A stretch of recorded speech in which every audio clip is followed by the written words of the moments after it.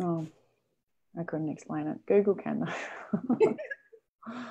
I've only just learned, and it often decides, no, I don't want to work today. It has like a mind of its own.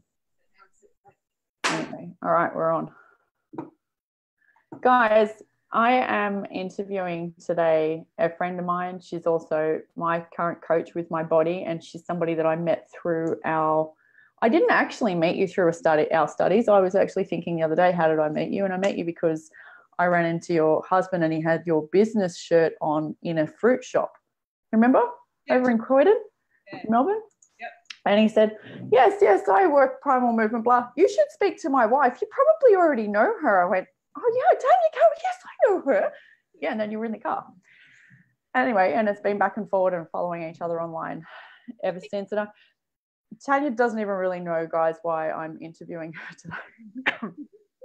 And to be honest, I wanted to let us riff, but the main message and reason I wanted to do this is she's a wealth of knowledge, and there's a lot of clients out there that need to hear this, but the other people that will benefit from this are also a whole heap of personal trainers, because she also happens to train them and organize training for them through the Chek Institute, but I want to let Tanya do her own intro in a second and go into detail about that. And the reason I spent so long setting up the tech in the beginning is because I'm streaming this to multiple sources so that we can have various versions of recordings and turn it into a podcast and all that kind of stuff later. Because now myself, apart from doing personal training, which I haven't done for 3 years, and prior to that was 20 years as a personal trainer, but now I help PTs with their business. So this is the kind of stuff that I do and I like to help you guys do. And the reason I want to do this with Tanya is to help her get her message out in a kind of marketing way, meaning it helps the clients understand what you guys do. So there's so much value in what we're going to go through today, not only from the perspective of Tanya's clients hearing it, because they will, and then they'll go, wow, that's me. I need to work with her because she can obviously help me fix that thing. But if you're a coach yourself, this will also help you to get better results with your clients because of what Tanya shares with you, because of her wealth of knowledge. But two, also listening to it from a marketing perspective, and it's not a manipulation perspective like some people think. It's literally just learning how to communicate what are the deeper meanings of your message so that your clients understand exactly what you do, and then they know that you can help them without needing to jump on board from a faith perspective, because this is not about just that. Tanya, can you please give us a bit of an intro about who you are and what you do and people you help? How long do you have?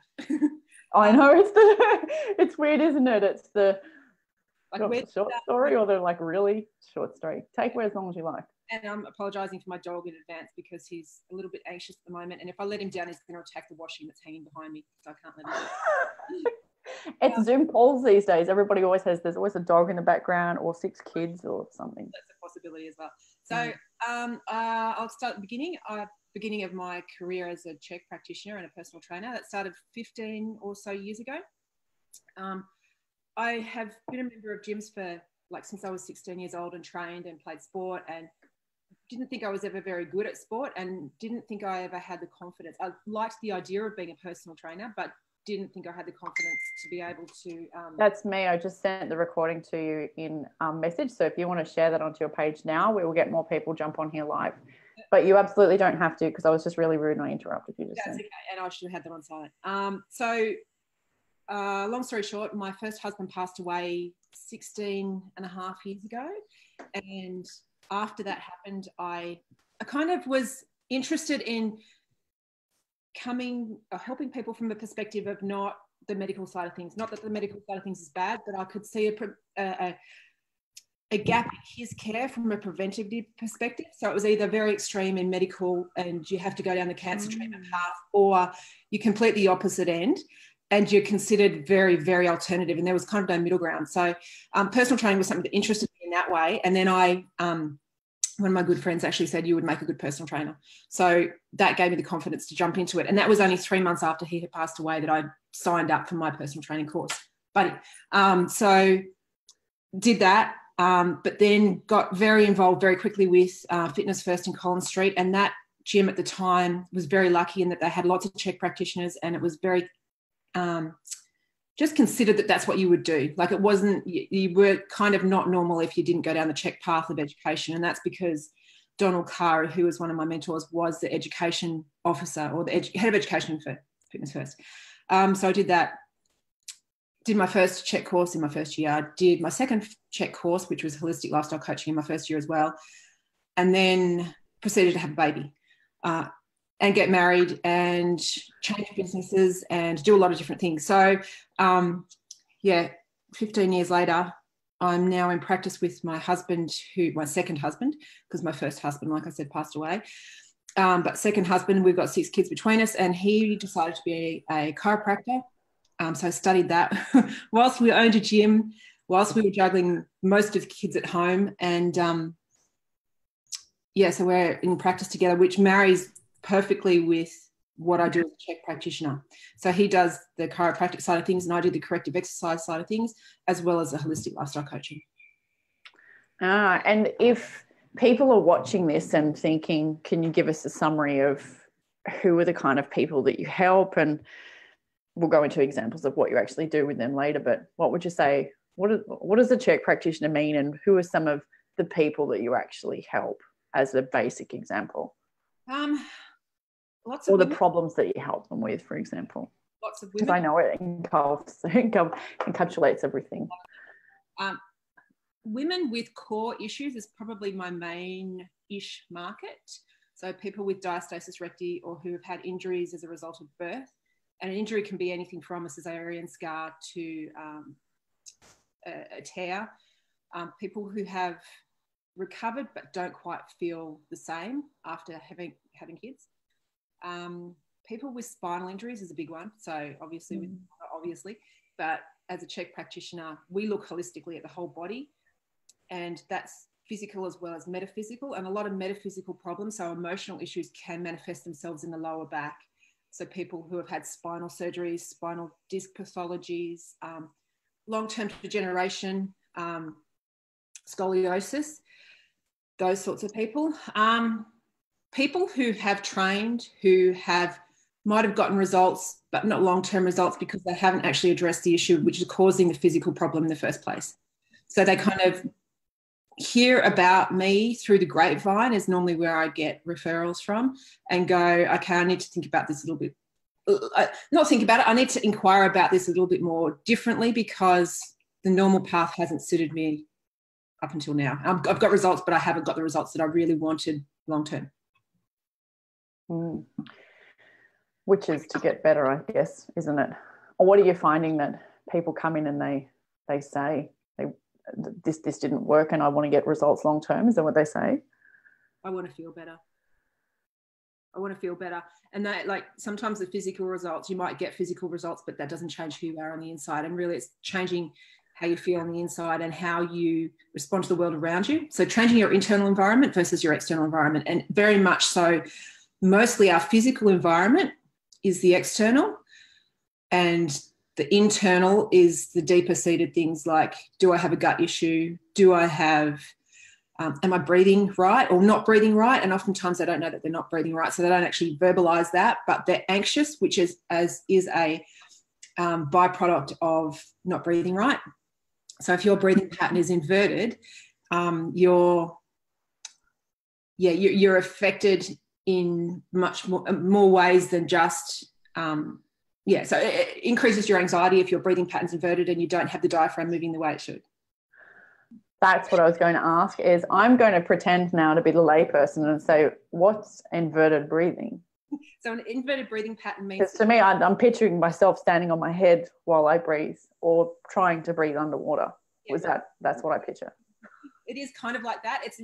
Inverted means opposite. So opposite what a baby would breathe. So a lot of my work and a lot of my assessments are based on looking at your infant development patterns. So the way a baby would breathe. So with a big belly breath. So 2/3 in the belly, 1/3 in the chest. Where most people, an inverted breathing pattern means that they would, when they breathe in, they suck their belly in, instead of extending it out. So a diaphragmatic breathing pattern, or an infant development breathing pattern, means that when you breathe in, your belly goes out and expands. So what are some other symptoms that they might notice? They might notice anxiety you mentioned. What else would they notice? If that's the problem and therefore the solution and how to fix it, what are the symptoms they've got? There must be heaps. Shoulder pain. Shoulder pain. Yeah, headaches, tightness around the neck, weakness in their pelvic floor, because the pelvic floor is directly related to the diaphragm. So even if you haven't had a baby, people often make the wrong assumption that their weak pelvic floor is only related to people who've had children, and that's not the case at all. Because of where the diaphragm interdigitates with the pelvic floor and their connection and their relationship, that can affect, like, your inverted breathing pattern or your incorrect breathing pattern can affect the pelvic floor. Yeah, those are the main ones. Tightness through the scalenes in the chest. Actually, it's not even tightness. People will be sore to touch around that area. And also down in thoracic spine, so T8, T9, T8, or T8, T7, T8, T9. So middle between the shoulder blades, they have this tight feeling where they feel like they can't move properly, and that's one that wakes them at night as well. So another symptom is wakefulness at night at certain times of the night too. So you mean like a specific recurrent pattern, like a 12 o'clock and a 2 o'clock, or something like. What are the times then, if it's got to do with that level of vertebrae? I'm actually wondering now for a member of my family, not myself, but I sleep like a log. Pardon? I'm pretty sure it's between 1 and 3, and it's closely related to liver as well. So we work on a cycle and a clock.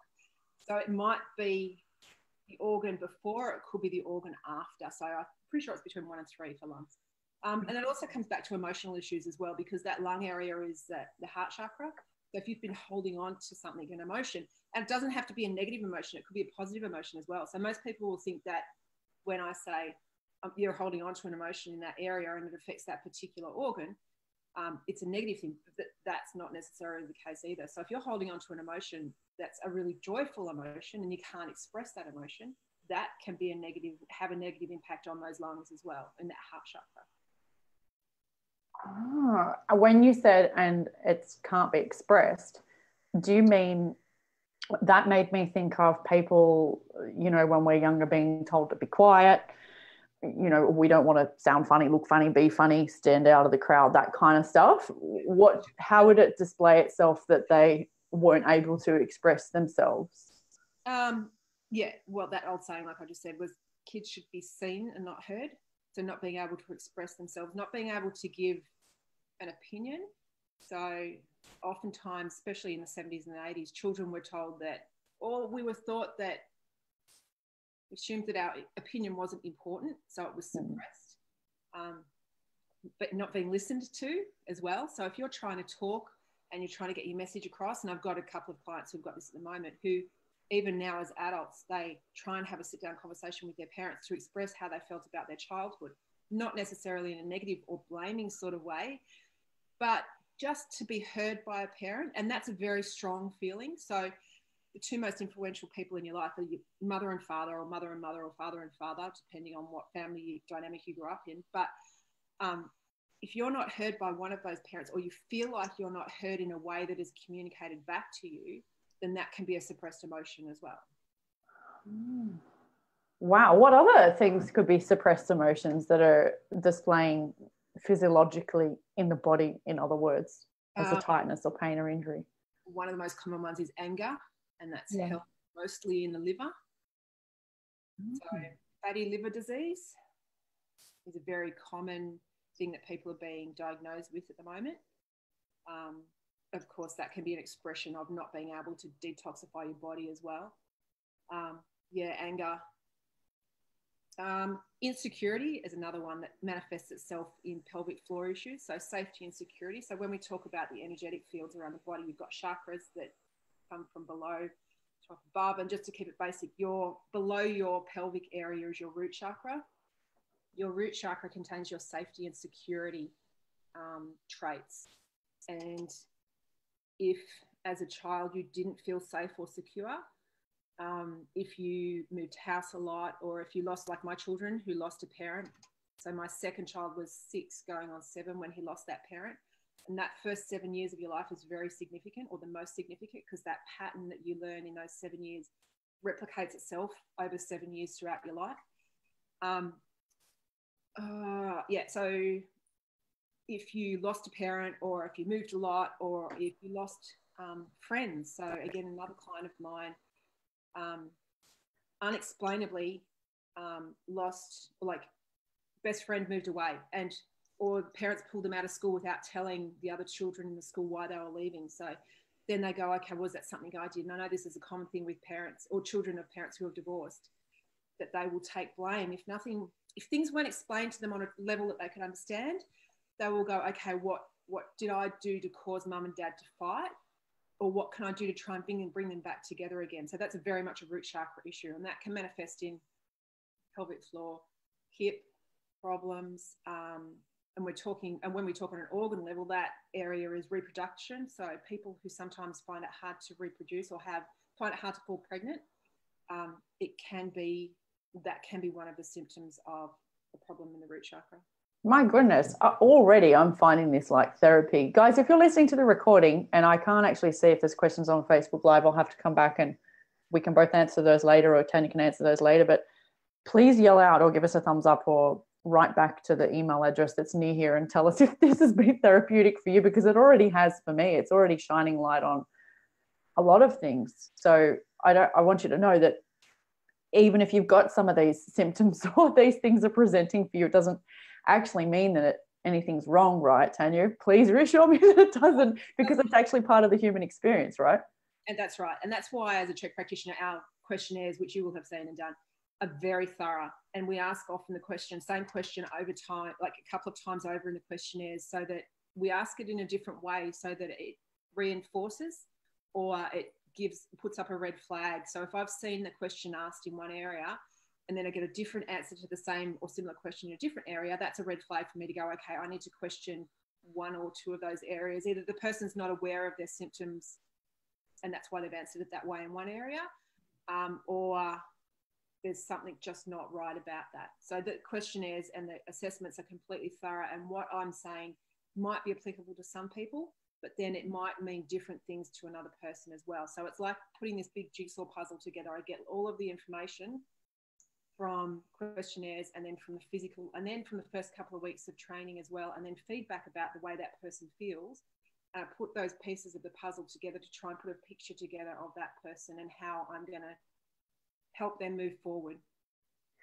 So from a people who are coaches or personal trainers perspective, and they, like, I speak to so many people now and they don't even know what a Chek practitioner is. It's like we're a dying breed, unfortunately. Guys, if you ever want extra information, definitely look up Chek Institute, CHEK. They're great. However, what are some things, or what are some red flags, I suppose, that a standard personal trainer who's done the standard course and then gone on to do CECs over a couple of years, what are some red flags for them that might be, I guess, stopping them from getting results with their clients? And if you're a client listening to this, stopping you from getting results, that would cause them, or should cause them, to go, this is not my area of expertise. I need to refer that person to a psychologist, psychiatrist, hypnotherapist, GP, blood works. Like, what are the red flags and where do they refer to if they're not a Chek practitioner? Sure. So when I think about my early days as a Chek practitioner, it's getting clear on knowing your clients, but also getting clear on knowing when or where your limitations are with those clients. So it'd be a client who keeps coming back and is not getting results and says they're doing all of the work and says they're eating right. And genuinely, you can tell, you can feel that. And I think this is where meditation is really important for everybody. So meditation, for most people, they think that it's about getting their mind clear, and it is to a degree, but it's also being able to trust your instincts and trust what your gut feeling is. So if you've got a gut feeling with a client, and if you're clear in your own health, and you need to be able to have a level of health that you can feel that, and that's where meditation comes into it. But if you can feel something's not quite right, and you know this because it's like an inkling, like you just feel it, or you see it, you see them, the client enjoys the training, but you ask a certain question, they start to get emotional about that, or they avoid, is another thing. Clients who avoid things. So I once had a client. We're all laughing with you because we're thinking, yeah, that's like 30% of my clients don't want to answer the question and be real, or more. Anyway. So I had actually 2 clients, husband and wife, who wanted to do a challenge that we were running in the gym, which was a 12-week challenge. And as part of that 12-week challenge, I modified what I would do with a normal Chek client. So when you see or when you know how to do these things, it's very hard to pull yourself back. So I had implemented some of the things. So they had to do a food diary, they had to do a bowel movement diary. This particular pair wouldn't do the bowel movement diary. And to me, that's a very big part of our questionnaires, because it gives me feedback about what's happening, what's coming out of the body. And again, if you're someone who doesn't look at your bowel movements, this is a really good indication of where you can start to look for your health and investigate your own health through this. So they wouldn't, and they refused to do it. And I said, look, I can't have you in the challenge, because that's a really big indication to me that just by not being able to fill that part of it out, and it's not like just a straight, I'm not having you. It's like, let's explore that a little bit. Is there feelings that you have around not being able to look at your bowel movements? Let's unpack that a little bit more. And they were just blunt, like, no, we just don't want to do it. And I'm like, well, because that's such an important part of the paperwork, I can't let you do the challenge, because it would be like me trying to coach someone on one leg, like, and knowing that they've got 2 legs and telling me just like, you know, train that one leg. It's like cutting off an arm. So when a client says to you, I don't want to fill out that paperwork, or I'm just coming for just the physical, I've got my diet under control, that for me would be a red flag to go, okay, there's something that I don't quite understand about this client. And if I'm not equipped, so if I haven't done any study in nutrition, or if I'm not a nutritionist, or if I'm a very new personal trainer, then I need to refer out to someone who is more qualified. So if you're working in a big box gym, you look at some of the people, and they're not necessarily older in age, but more experienced in the industry, who've had a few more years under their belt. Look for people like that who you can refer out to. And I didn't do this very well in my very early years of being a coach, but trust and build relationships with other trainers, because if you are confident in what you do, then you should have the confidence to be able to refer out to other people and not lose your client, because I think that's a really big thing in the industry, or it was when I was very new in the industry, that I wouldn't refer out because I was scared of losing those clients, because I had that experience. But oftentimes that's not a reflection of you, that's a reflection of who you're referring out to. So you just have to find the right people to refer out to. Even though, I mean, before I met you, sorry, I was eating popcorn. Great for making an audio, and now I've run out of water. But before I met you, I was in Sydney, and I would often take my clients to another Chek practitioner who was more experienced in whatever they were good at. Yeah. And often when I was lucky, they would let me sit there and learn from them, with them. It was the most amazing experience all the time. Not once, actually, guys, can I say that I lost a client. That's like one of the best pieces of advice I've ever heard. I've never actually said that to somebody either. We so all need to learn to refer out. And it is, you're right, it's a total insecurity of everybody, because then we think, oh no, then the client will know that I don't know enough. They don't think that at all. I think it's even more important across all health practitioners, whether that person is their hip surgeon, their knee surgeon, their gut health expert, or the personal trainer. Everybody's supposed to be on the team of the client. It's like client, team, client. Let's get the client great results instead of worrying about the fact that we're right. So it comes down to that whole insecurity thing, which might mean that you've got a sore pelvic floor or a weak pelvic floor too. That was interesting. Insecurity, that's right. Yeah. Agree. Sorry, the audio's gone a little bit. A bit fuzzy. There we go. Maybe because I've got 500 windows open at once. I'll close this other window. Hang on. What would you say are the, say people don't have actually, and there's no reason or excuse as to why a client couldn't reach out to you and have you help them online now, because everybody's on the internet and there's kind of no borders. But if people are listening to this and they're at home, what would you say the core principles to get healthy? And I guess that applies to clients and personal trainers and their clients as well. What are the core principles? And I know there's like 100, but what do you use? There's 6 basic ones. And like I said, I've been in this for 15 years, so I've done the rounds of different courses and stuff, but I always come back the 6 foundational principles of the Chek Institute: thoughts, breathing, hydration, nutrition, circadian rhythms, and then movement. And movement doesn't always mean movement as exercise, because if I've got a client who is very highly stressed and comes up as high in their charts with me, that movement might not mean moving outwards, it might be moving inwards. So we call that work in exercises, so meditation and zone exercises. Or it can mean movement as in bowel movement or thought processes, because we get stuck in the way we think. And this is something that I've been working on in the last couple of weeks for myself. Changing your thought patterns and changing the way you think is changing movement patterns within your body and changing the way fluids flow through your body. So cerebral fluids through the brain and through the spine, as well as lymph, which is part of the detoxification process, because if you've got lymph stuck in certain areas, that can contribute to physical problems. So yeah, thoughts, breathing, hydration, nutrition, circadian rhythms, which is sleep, and then movement. So, okay. So out of those, what are some things that people need to, they could work on? We'll just presume it's like Betty Basic and she's got not a lot of problems. I know we've got to presume a lot of things when you give examples. Something that I've never liked to do. I've always hated multiple choice questions all the way through school. I always wrote my answer as well as chose multiple choice. I need to explain the answer why. But with thoughts, what is it? With each of those 6 things, what are 1 or 2 key things that people could do to look after themselves? But I must say, guys, like, it's a lifelong process as well as it's not knocked over in 2 seconds or 20 seconds or 2 minutes ever. It took you a while to get to that point. So take responsibility. It's going to take a while to change back, even if you implement these things. But the second you decide to, it'll start to change. Right.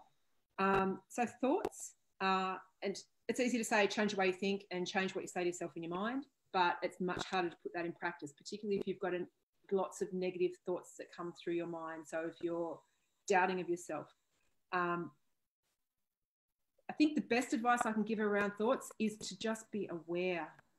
So if you have a negative thought that comes into your mind, like, for example, I'm giving a talk tomorrow to a group of personal trainers on course. So I'm giving a lecture and a training session, and I'm not anxious about it, but I'm cautiously nervous, because I think it's healthy to be nervous about it. But if I think I don't, like, some of the thoughts that come into my mind are, am I qualified enough to do this? And will I be able to give enough value for money? And then I go, okay, what are the reasons that I am? And I look at my experience and I kind of come back with other positive thoughts to try and equalize the negative thoughts, because you're not ever going to get rid of those negative thoughts. But I think if you've got like positive rebuffer, so a positive thing that it doesn't negate it, but it balances it out, so that you're somewhere in the middle, so that you're aware of those negative thoughts, but you go, okay, I might not be as good as I think I am. Actually, this is the evidence that I have that I am. So being aware of those thoughts and then trying to balance them out a little bit. That's probably my biggest tip for that. For breathing, slow down. Everyone needs to slow down and breathe with your belly. And even if that means, and I say this to most of my clients, get down on the floor, put your hand on your chest, hand on your belly, and just lie there for a couple of minutes and breathe. There's nothing, unless there's a fire or someone dying, that can't wait for you to breathe for a couple of minutes and slow everything down. You can tell, guys, that she's obviously said that to people before as well, when they say, I don't have time. Everyone's got time. It's how you manage it. So breathing, did you want me to go through all 6 of them? Yep. Yes, please. Thoughts, breathing, hydration. Hydration, again, I'm trying to take the word obviously out of my vocabulary, because it's not obvious to everybody, but drinking water. And not replacing that with tea and not replacing that with coffee, but you've got to drink good quality water. And if it means you go to the bathroom more frequently, just add a bit of sea salt to the water. So getting the best quality water that you can. And actually that will change the majority of symptomatics or symptoms of health problems across the board with most people. So getting them hydrated and keeping them hydrated, because once you reach a level of hydration where your body goes, oh, okay, now you've given me enough water, when you start to deplete that again, your symptoms will be escalated. because your body now knows what you can get to that level of hydration. So it started functioning on a different level of what it needs to be at. So when you deplete it, it goes, oh, fuck you. Like, I'm not going back there again. So the signs and signals that it gives off are much stronger. So the headaches might be stronger once you've become dehydrated again, after becoming completely hydrated.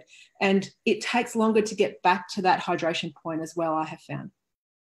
Oh, yeah, that's interesting. I was going to add, don't you find then, though, that after you've hydrated for the first time again, since you're, what does the book say, 20 or 21, that you then start to re-engage the signal for thirst? Because I used to find clients would say, but I'm not thirsty. But then after about 2 weeks of forcing it in, you become thirsty. And if you guys want any references to do with any of this stuff, because it just made me think that while you were talking about salt, water filter, all that stuff, just let either of us know and we'll send you some links if we don't remember to put them up with this audio. So what's after thoughts, water, breathing, water? Hydration, nutrition, eat right for your type. Work out what works for you and what doesn't. Most people don't need as much sugar as they think they do. Most people don't need the quality or the type of wheat that we have in our diet these days. It's not about being intolerant or not. It's about knowing that what we had 20 years ago in terms of nutrition is different to what we have now. So most of the wheat that we have these days is genetically modified, which means our body cannot register that as nutrition. It doesn't register that as a food. It registers that as something I need to eliminate from my body. If it can't do that quickly through a through a bowel movement, a quick bowel movement, which some people will get with milk these days very quickly, it will do it slowly through a leaky gut. So yeah, eat right for your type, work out what works for you and what doesn't work for you. And again, getting clean with your water will help with the thinking, because when you've got stinking thinking, often that's a result of poor diet but poor quality water. So that's why water is higher up on that list than what nutrition is, because get your water under control, get the thoughts a little bit more clearly, and then you become more aware of what your organs are telling you and what your digestive system is telling you about the food that you're eating. By the way, guys, this list that Tanya is going through is actually the order of priority as well. That's why she was saying that list that she rattled off, 1 to 7. 1 is the most important, 2 and all the way to 7. So if you don't have time, or if it's hard for you to implement 7 habits at once, guess what? You're in the human. It's normal. 1 or 2 a week is easiest. Just work your way down from 1. So there's the nutrition. Sorry. You go.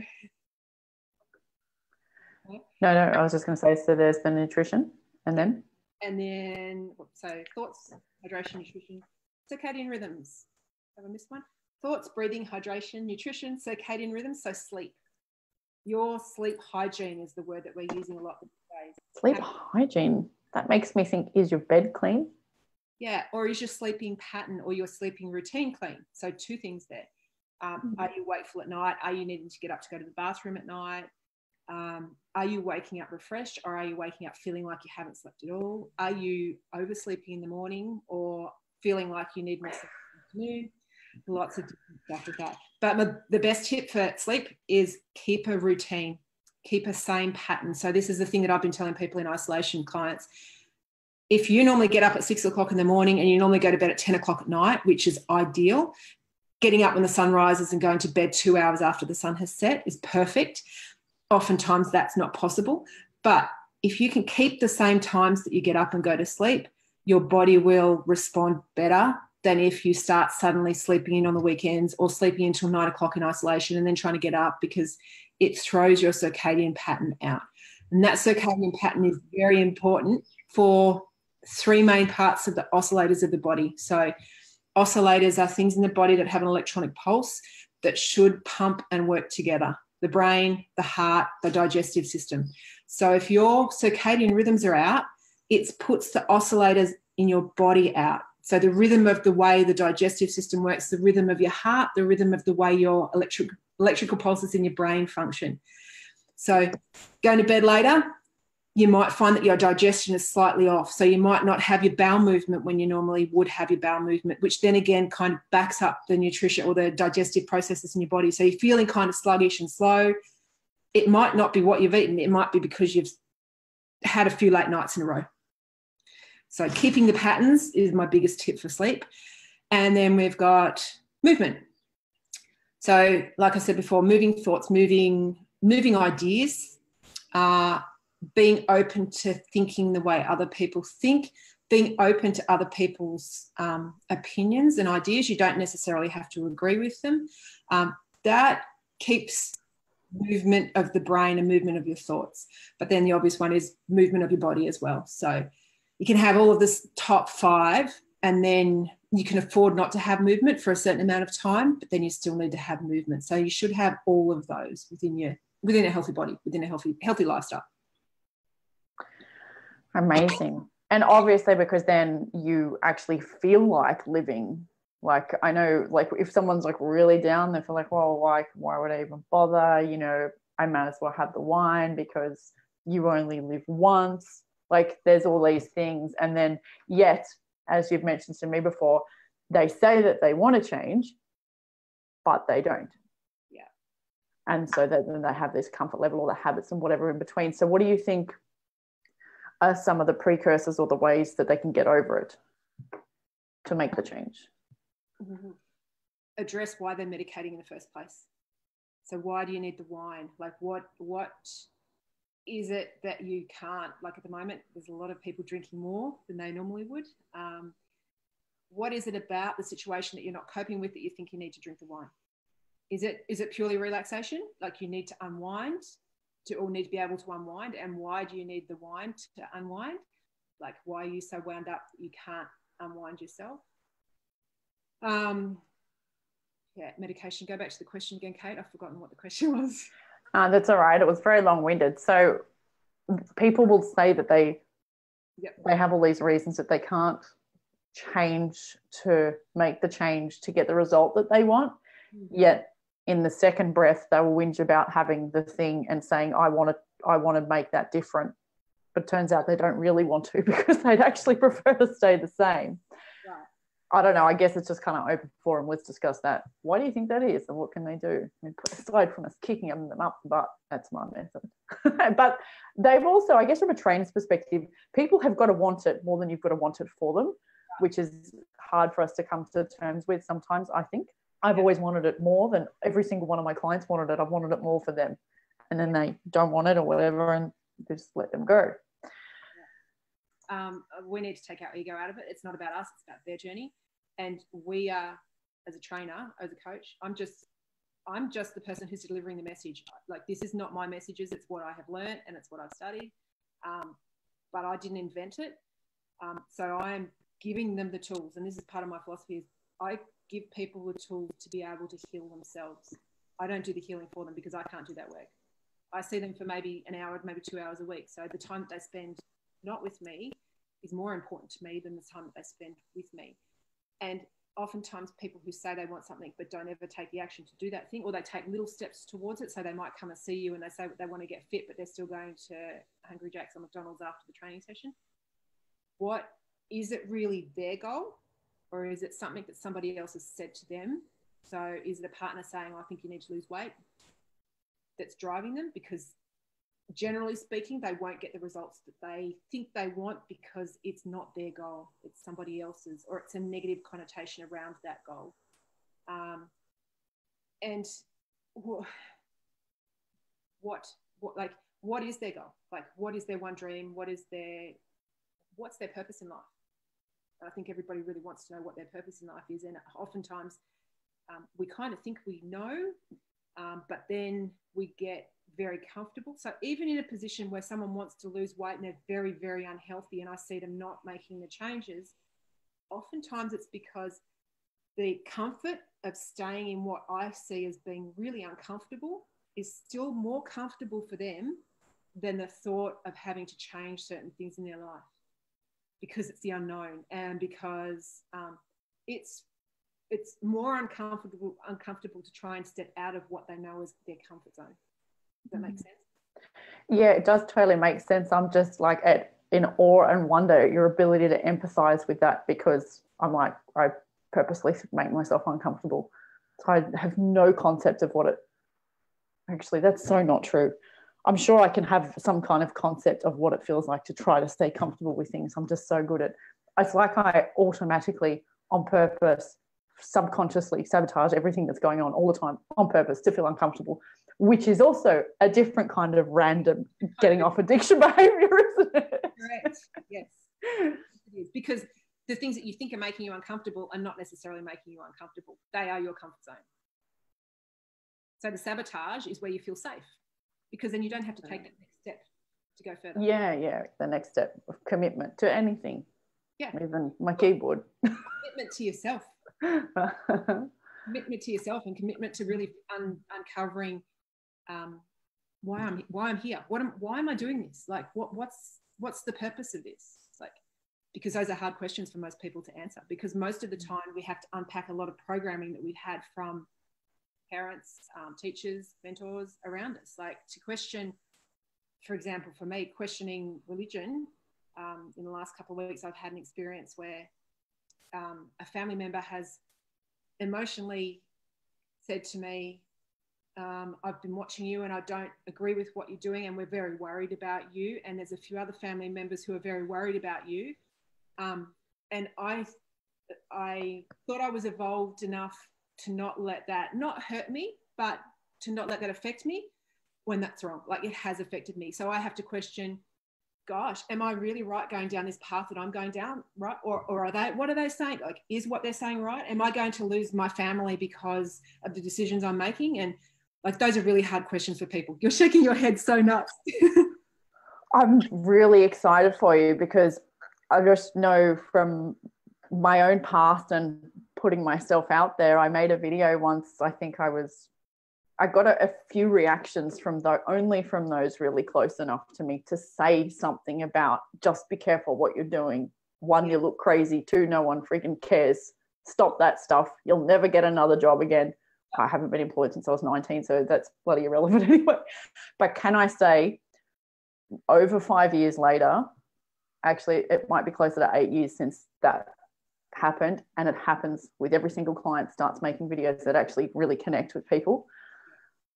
It pushes buttons in people, and it pushes people. So it's oftentimes, and I've worked this out, like with this going on in the last couple of weeks, it's not about me at all. I feel really bad that person is hurt, but I'm not going to change my actions around that, because that's their feelings. Like, that's their inability to change me, and they want to change me. And that's their lack of control. And that's what they feel is going to be judgment of them as a result of me expressing the way I feel. That they feel that light might be cast onto them as well. I guess so, especially if you like turn up at Christmas or you go to a family reunion and all of a sudden you're this person that it's so bizarre that they've been watching on TV, or it feels like they've been watching you on TV, and that you're about XYZ when you're not really. Can I just say, 8 years later, after that video that I made when it looked like I was crying or something, that was, the one the other day, and then there was one 8 years prior as well. They now say, hey, I saw you wrote a book. I wish I could do that. Can you show me how to do blah? Like, it's fully flipped on its head. Yeah. And it did affect me at the time. And I didn't realize I'd be able to use it as a story to help any of you guys with this. But please know, and this is something that coaches and anyone who has a business for themselves that's service related is so fearful of all this stuff happening. Can I say that when you're like Tanya and you can connect back into your message and what you stand for, and really know that it's not like she's been running around with a Ku Klux Klan outfit on half naked to saying that she's going to take everyone to Satan. Like, all she's doing is talking online about your dreams and let's, be real with yourself. It's not even, I would think, really confronting information, but it's so awesome that it's triggered them, because for even though your family might see and feel and hear and react that way, there's 100,000 to 1 million people out there online that got something out of that message, and that will one day, guys, enroll with you in whatever it is that you offer. And that there's other people in the future that will go back and watch your content and just love everything that you're about, even though you don't understand why. And none of us ever do. It's just, you have to be consistent with putting yourself out there, and then they will do your thing. But if you don't actually start putting your stuff out there, they can't go back and watch your stuff and do your thing. Yeah. And you can always unfriend those family members that you don't want to see your stuff too. But it is a very important part. Yeah, I didn't need to, because that particular family member said, I just don't think I can watch your stuff anymore. And I'm like, that's fine. And they thought that I would be offended by that, but it takes a lot more than I don't get it. And they also don't know that we can't see that they're not watching it. They actually think that we can tell that they're watching or they're not watching, and that isn't it funny? They don't actually know how to use the internet like you guys know how to use the internet. I'm so glad you brought that story up, which I've never heard before. It's only relatively new, that's why. Wow. And guys, can I also say that, like, one of the reasons that you're probably able to get what Tanya's saying, and I don't know, I'm loving the expression at the moment, you're picking up what she's putting down, is because she's being vulnerable and real. And that does authentic, and that does actually make a difference. You don't have to do it, but it definitely, I think doing that coupled with knowing why you're here is like the most perfect marketing or anything else that you could ever worry about. Anyway, but that's like kind of off topic. We were talking about health. But I just so think that everybody could learn from that as well. And if you're a personal trainer and they want to do any of this upgrade of themselves to do with education, how do they get in touch with you? With me? You can contact me at tanya@chekinstitute.com. So I am a career advisor for the Chek Institute now. So anything Chek related in terms of what courses you should do, where you should start, how am I going to implement this into my business? I give you all of that information plus more. That would be the best place to get me. And what's your email address? Is it just that, tanya@chekinstitute.com? Yeah. Tanya@chekinstitute.com. And is there anything else that you want to say before we wrap up today? I don't think so. I think it can be a little bit overwhelming when you hear someone like me talk like in depth about these things, and you go away going, oh my God, I don't know anything. And you kind of feel like you need to know more. But everybody's on their own journey. And I didn't know all of this stuff at the beginning of my journey. And I certainly don't know everything there is to know. And I think I'll be learning until the day I die. So I don't think there's anything wrong in admitting that you don't know that and putting your hand up and saying, especially to a client, I'm not sure how to answer that, but I'm going to find out the answer for you. And if I can't find it out, I'll send you to someone who can. Sounds like the spiel that I say. Include, like, I know I've told my clients when you're giving that seminar, if someone asks a question, because they're always worried, but what if someone asks me something that I don't know? I'll find someone who can. Well, that's exactly what I tell them to say. No one knows everything. Amazing. Guys, all around where this recording is, I'll make sure our contact details are there. My details are kate@katemartinmentor.com, or the website's katemartinmentor.com. Do you want to give us your website? integritychiropractic.com.au. That's integrity. Awesome. TEGRITY chiropractic.com.au. Awesome. And guys, Chek Institute spelt CHEK Institute as well. And there are our details if you want to ask us any questions to do with any of that stuff, or comment below if you're watching this as a post or the recording at any stage. And all of our offers are everywhere. We both help trainers, and actually now Tanya helps trainers and also helps people get healthy and fit and feel better as well. I did a little intro for you at the beginning, even when you were on.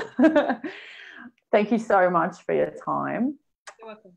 Been wonderful as usual. Lots of people will benefit from that. So there we go. Internet. Thanks, Kate. Thanks. Talk soon. Bye.